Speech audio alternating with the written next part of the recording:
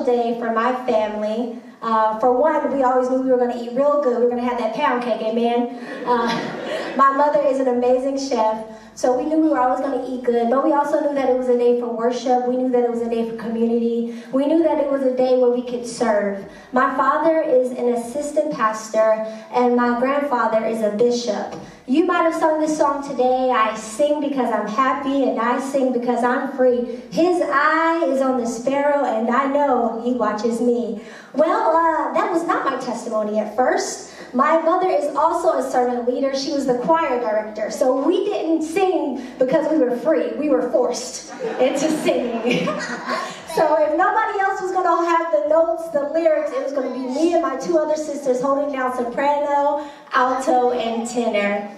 I knew that at some point I was going to be a servant leader. It was something that was a pillar of my household, serving. It was something that was instilled in all of us. I didn't know what that would look like when I grew up, but did that mean a pulpit? Did that mean a choir stand? It didn't matter to me. I just knew that I was going to serve. After college, me and one of my best friends, we got together and we said, hey, we just want to help people, good people that fell on hard times. This was before the 501c3. This was before all the impressive stats that you just heard, the thousands of people that are homeless that we have fed, before the school was renovated, before we've had these grants. So we thought we were superficial, and we got a GoFundMe.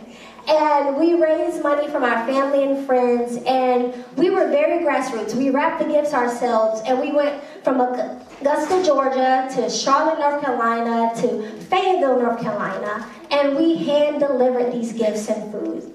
I will never forget one of the homes that year. We pulled up to the house. It had just finished raining. There was no fancy landscape. There were no flowers. They didn't even have a concrete driveway. It was a muddy path. We walked in, and we always have the kids open up at least 1 to 2 gifts to give them something to look forward to for Christmas. So this young man, he opened up his first gift. It was a pair of tennis shoes, a new pair of shoes that fit, a new pair of shoes that did not have holes in it. And y'all, I wish I had a picture to show you this young boy's face. He was so excited and so grateful for something that we take for granted every day. We can all probably go right now to Target, to the mall, and buy a new pair of shoes. He began to just put the shoes on and walk around the home. And at that moment, I realized that my place of servant leadership wasn't a pulpit, it wasn't a choir stand, but it was on a muddy path. So today, I want to encourage you to find your muddy path. And you might be saying, Roz, what does that mean? That means find your position. Whatever your position might be in this movement, find it and own it. And when you own that position, don't be afraid to get dirty. So, we stand on the shoulders of so many amazing African American women, so many trailblazers that owns their muddy path. One can't help but recognize Harriet Tubman. She was the most effective conductor of the Underground Railroad. She liberated hundreds of slaves.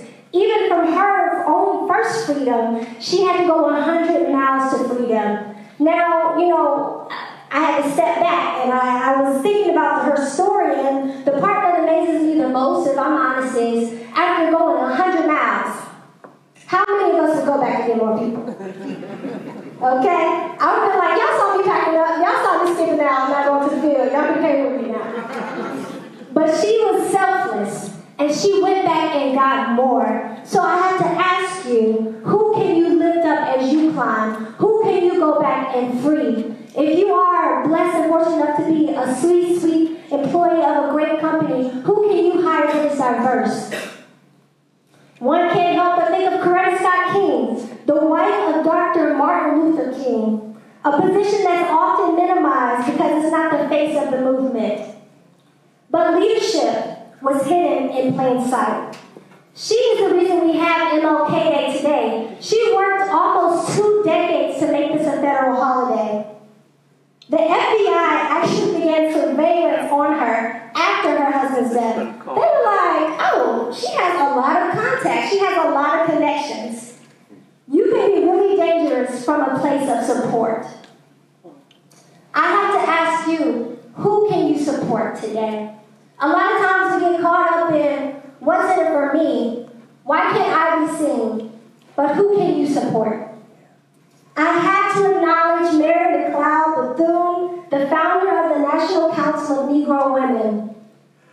This organization was founded in the early 1900s, but today it's still thriving, it's still standing, and it has empowered over 3 million men and women. She came from a humble beginning. She would walk 5 miles to and from school during grade school every day. Talk about a muddy path. And as soon as she got home, she would teach her family and friends what she learned. She started this organization as well as founded a college. The amazing part of her journey to me is her parents were former slaves. We take things for granted nowadays because now you can just go on Google, you can start an IG page, you can pay your $100 and get an LLC. But those paths were not forged then. I can imagine that these women would lean on Philippians 3:13. Brethren, I count not myself to have apprehended, which means I don't have it all together, and I'm not going to act like I have it all together. But this one thing that I do, forgetting those things behind, forgetting lack of resources, forgetting doubt, forgetting insecurities, forgetting preconceived notions, forgetting statistics, forgetting people who tried to hold us down, forgetting people who tried to hold us back, and I reach to what is ahead of me, and I press for my house, I press for my community, I press for your house, I'll press for my family, I press for equal employment opportunities, I press for funding for our businesses, I press towards the mark, I press to thrive. I love what you said, I had to write it down. I press to thrive, I press to be productive, I press to keep my head high. I personally press because there's a little black girl who's standing on my shoulders. And if I can just press to keep my head up high, if I can press to stand a little bit taller, I know that she's going to be able to go further. Because freedom is never truly owned. It is something that is earned and won in every generation. So before I take my seat, I have one more question for you today. Are there any women, men, and children that are here at this Black History program presented by the National Council of Negro Women who are saying, yes, I have my 2020 vision, but my 2020 vision is not complete without a press.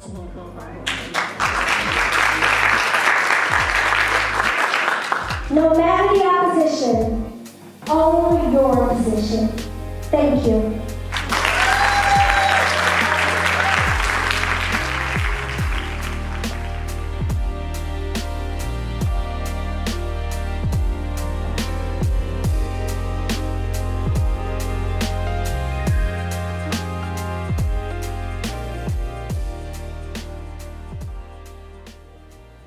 I would like to give a special thank you to Rosalyn for speaking at our National Council of Negro Women Black History Month program.